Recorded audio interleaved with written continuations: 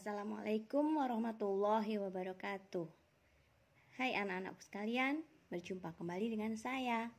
Kali ini di part 2 kita akan membahas latihan atau prediksi soal ujian sekolah kelas 9.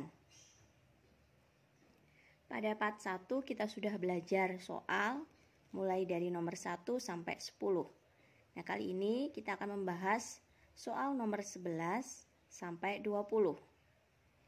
Kita lihat untuk soal nomor 11, soalnya seperti ini. Seekor katak berada pada posisi titik 2,5. Kemudian melompat ke atas sebanyak 3 loncatan. Dilanjutkan 7 loncatan ke kanan. Posisi katak sekarang berada pada titik. Nah, di sini merupakan materi tentang sistem koordinat. Cara termudah untuk menyelesaikan soal seperti ini bisa menggunakan koordinat kartesius. Kita lihat tadi posisi titik awal katak berada di titik 2,5. Maka kita gambarkan dalam koordinat kartesius. 2,5, X-nya 2, Y-nya 5. Sehingga titiknya di sini. Kemudian meloncat ke atas. Nah, berarti dari titik ini kita meloncat sebanyak 3 satuan ke atas. Ya, ke atas. 3. Jadi ya 1, 2, 3. Dilanjutkan 7 loncatan ke kanan. Kanan ya 7. Jadi 1, 2, 3, 4, 5, 6, 7. Sudah. Maka posisi katak sekarang berada di mana? Ya di sini. Ini berapa? X-nya kita lihat. Di sini adalah X 9. Y-nya 8. 9,8. Jadi jawaban yang tepat adalah yang B. Mudah sekali. Next, soal nomor 12. Di antara himpunan pasangan berurutan berikut yang merupakan fungsi adalah, ingat ya, kalau fungsi itu adalah dari daerah asal ke daerah kawan, syaratnya daerah asalnya hanya boleh memasangkan satu pasangan di daerah kawannya. Kalau dalam pasangan berurutan berarti syaratnya yang depan hanya boleh sekali, hanya boleh satu kali dimuat. Jadi sini yang untuk yang A kita lihat 2, 3, 5, 7. Berbeda-beda semua. Jadi sudah jelas ini jawabannya yang A ya. Mungkin kita bisa lihat yang lain, yang B. 1, 2, 2. Nah, di sini 2 terulang lagi, berarti ini tidak boleh. 1, 2, 3, 3.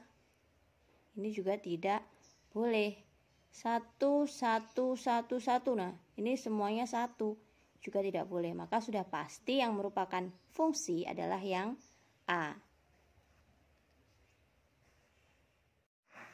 Selanjutnya nomor 13. Persamaan garis yang bergradien 2 adalah. Ingat, persamaan garis bentuk umumnya kan itu bisa Y sama dengan MX plus C. Dengan M di sini adalah gradiennya. Kita lihat antara A sampai D. Untuk Y sama dengan 2X. Nah, ini langsung ketemu. Ini 2. Jadi M-nya 2. Pertanyaannya tadi yang 2, ya kan? Jadi ini yang benar. Kita lihat yang lain mungkin, kalau kurang yakin. Ini B. 2Y sama dengan min 2X plus 6. Di sini min 2, tapi Y-nya masih ada koefisiennya. Kita pindah ya. Y sama dengan min 2X. Ini pindah jadi per 2 nanti ya. Plus 6 per 2. 2 negatif 2 dibagi 2 itu kan negatif 1. Jadi untuk yang B ini M-nya adalah negatif 1. Jadi tentu bukan yang diminta. Kalau ini dengan cara yang sama nanti ini 6 harus dibagi dengan 3.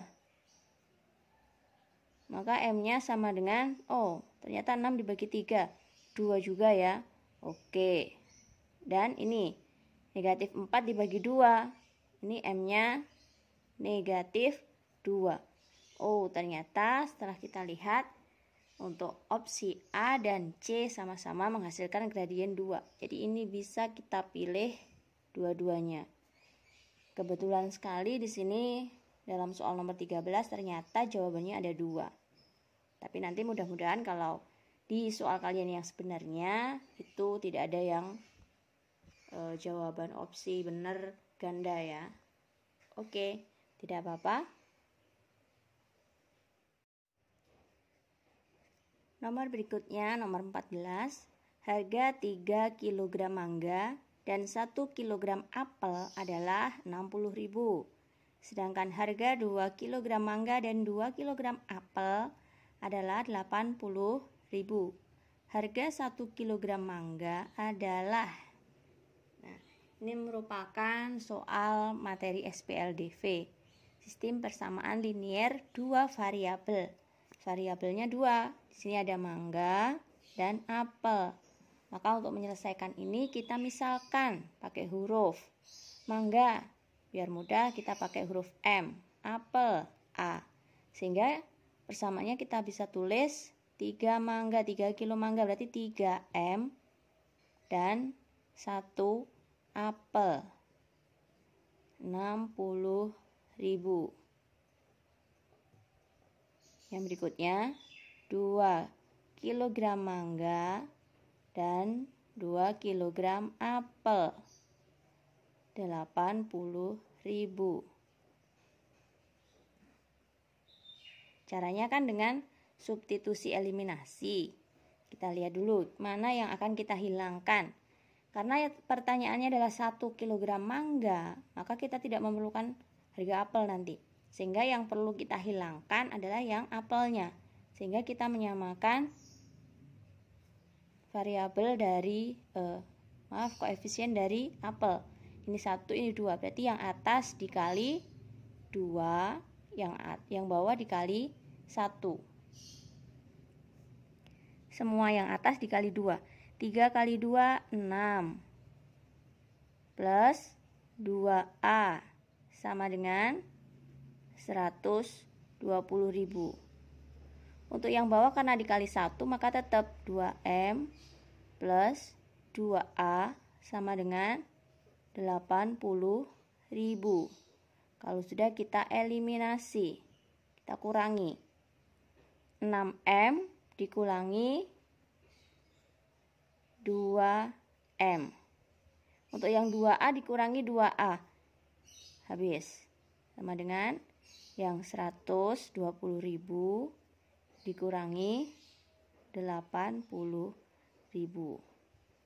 6 dikurangi 2 4M. 120 kurangi 80 40.000. Jadi M sama dengan 40.000 dibagi 4 sama dengan 10.000. Ini adalah M. M tadi apa? M itu kita misalkan tadi adalah 1 kilo mangga. Jadi ini masuk pertanyaannya. Jadi 1 kg mangga harganya adalah 10.000. Maka jawaban yang tepat adalah yang A.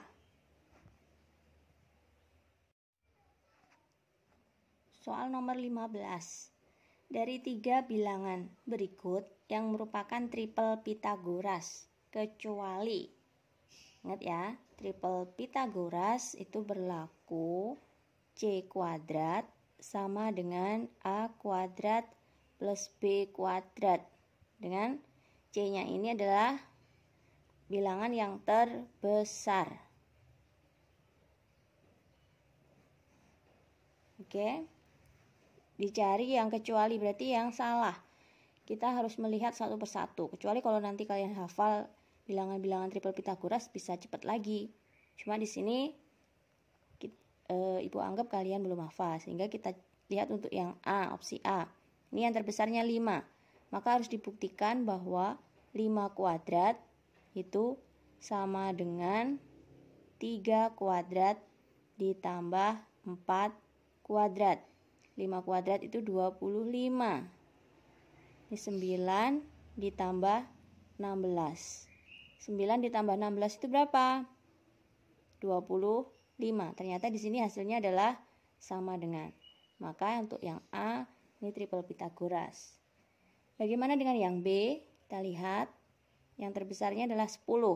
Kita buktikan bahwa 10 kuadrat sama dengan 6 kuadrat ditambah 8 kuadrat. Ini masih tanda tanya. Kita hitung 10 kuadrat itu 100. 6 kuadrat 36 ditambah 64. 36 tambah 64 100. Jadi ini sama dengan, ini juga triple Pythagoras. Yang C 68. Nah, di sini sebenarnya ini bilangannya 68. Ini juga yang B 68. Kalau tadi 68 itu pasangannya 10 supaya jadi triple Pythagoras, maka kalau ini pasangannya 9, maka otomatis dia bukan triple Pythagoras. Jadi ini yang kita cari kecuali, jadi ini yang salah. Oke, kita sudah menemukan jawaban. Tapi kalau kalian masih penasaran, bisa dibuktikan bahwa 9 kuadrat itu nanti pasti tidak sama dengan 6 kuadrat plus 8 kuadrat. Kita sudah ngitung tadi, yang di sini adalah 100. Sementara 9 kuadrat itu 81. Maka sudah pasti tidak sama dengan. Bagaimana dengan yang D?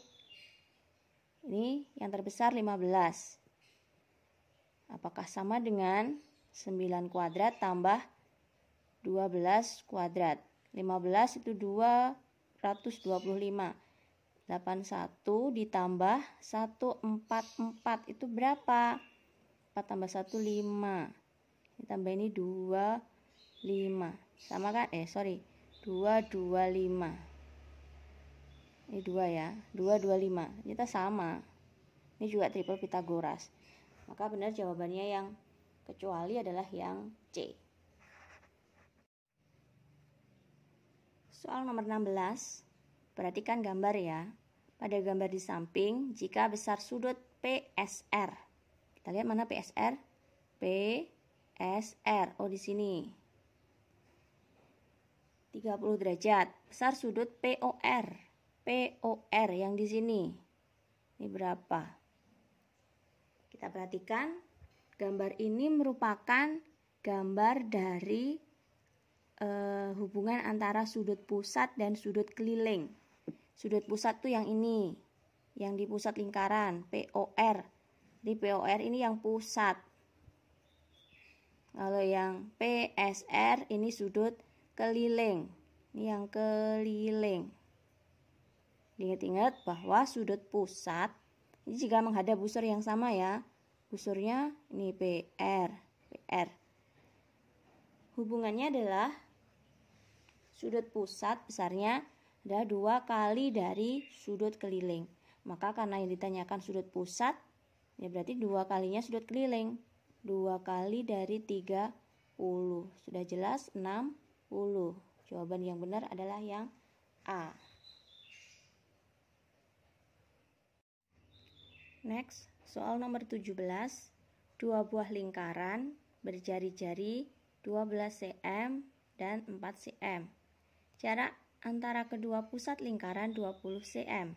Maka garis singgung persekutuan dalam 2 lingkaran adalah.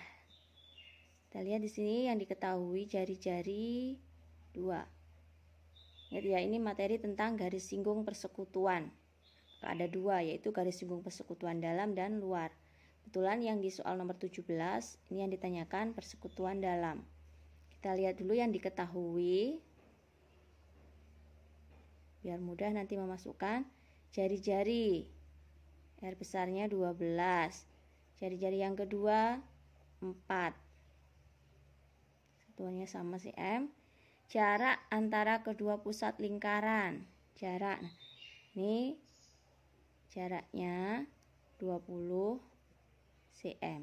Yang ditanyakan garis singgung. Ingat, rumusnya adalah akar dari C kuadrat dikurangi R-nya karena dalam ditambah R besar tambah R kecil kuadrat. Kita masukkan akar dari 20 kuadrat dikurangi 12 ditambah 4 dikuadratkan. Akar dari 400 dikurangi 12 tambah 4, 16. 16 itu 256. 400 dikurangi 256 akar dari 144 atau sama dengan 12. Jadi jawabannya adalah yang D. Perhatikan soal nomor 18. Sebuah aula berbentuk kubus dengan panjang rusuk 10 meter. Dinding bagian dalam aula tersebut akan dicat. Maka luas dinding yang terkena cat. Nah, perhatikan. Ini bentuknya kubus kan? Bagian ruangnya akan dicat. Berarti kita mencari luas permukaan kubus. Kalau luas permukaan kubus itu rumusnya 6S kuadrat. S itu panjang rusuk. Tapi di sini ada bagian yang harus benar-benar teliti. Di sini, dinding bagian dalam. Dinding. Sementara kalau kubus itu kan 6 sisi. 6 sisi. Depan, belakang, samping kanan, kiri, atas dan bawah. Kalau dinding itu kan tidak pakai lantai dan tutup atau bagian atasnya. Perhatikan, ini gambarnya kan kubus kurang lebih seperti ini. Nah, kalau ini berupa ruangan, berarti yang bawah ini adalah lantai. Lantai otomatis tidak dicat, ya kan? Yang atas atapnya tidak. Sehingga yang dicat adalah bagian samping. Jadi sudah tanpa tutup dan tanpa alas. Sehingga untuk pada soal nomor 18 ini luas yang dimaksud adalah luas tanpa tutup dan alas. Sehingga tidak lagi 6S kuadrat tapi 4S kuadrat. 4 kali S-nya 10 kuadrat. 10 kuadrat 100 kali 4 sama dengan 400 meter persegi. Jawabannya yang B. Bisa dipahami ya? Nomor 19. Mean data 8,8, 7,4, 5, 4, 5, 6, 7, 10, 9, dan 5 adalah. Pertanyaannya adalah mean. Mean itu sama dengan apa? Sama dengan rata-rata, ya. Sama dengan rata-rata. Untuk menghitung rata-rata itu caranya adalah menjumlahkan semua data dibagi dengan banyaknya data. Jadi kita jumlahkan di sini semuanya. 8 tambah 8 tambah 7 tambah 4 tambah 5 tambah 4 tambah 5 tambah 6 tambah 7 tambah 10 tambah 9 tambah 5 dibagi banyaknya data 1, 2, 3, 4, 5, 6, 7, 8, 9, 10, 11, 12 kita hitung semuanya yang di atas.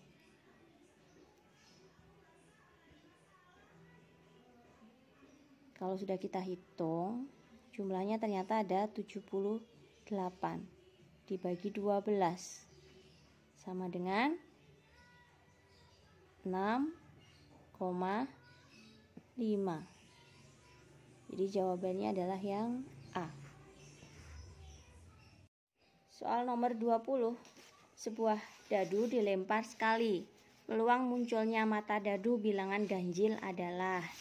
Nah, di sini sebuah dadu yang dilempar. Dadu. Kemungkinan dadu itu kalau dilempar kan keluar titik 1, 2, 3, 4, 5 atau 6. Yang pertanyaannya adalah peluang mata dadu bilangan ganjil. Di sini yang bilangan ganjil itu adalah 1, 3, 5. Jadi 3 dari 6 kemungkinan. Peluang ganjil. Berarti banyaknya angka ganjil dibagi dengan banyaknya titik sampel. 3 dibagi 6. Kita perkecil jadi 1/2. Jawabannya adalah yang A. Mudah sekali. Jadi dengan berakhirnya jawaban soal nomor 20 ini berakhir sudah pertemuan kita di part yang kedua ini. Sampai berjumpa kembali di part yang ketiga. Akan membahas soal nomor 21 sampai 30. Oke, semoga kalian selalu sehat dan tetap semangat dalam belajar. Semoga apa yang saya berikan ini bermanfaat buat kalian semua. Terima kasih atas perhatian kalian. Ibu akhiri. Assalamualaikum warahmatullahi wabarakatuh.